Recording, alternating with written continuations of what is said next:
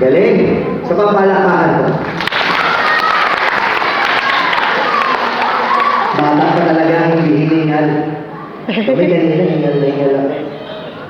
What a good start for all of us. These children are lucky to have been given the opportunity to know and worship God at such an early age.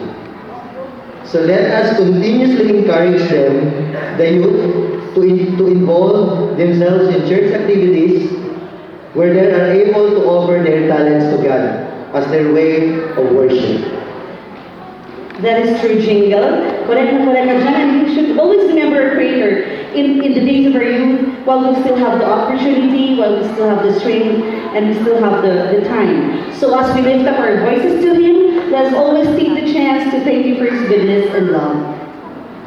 Speaking of God's love, we have another presentation coming up.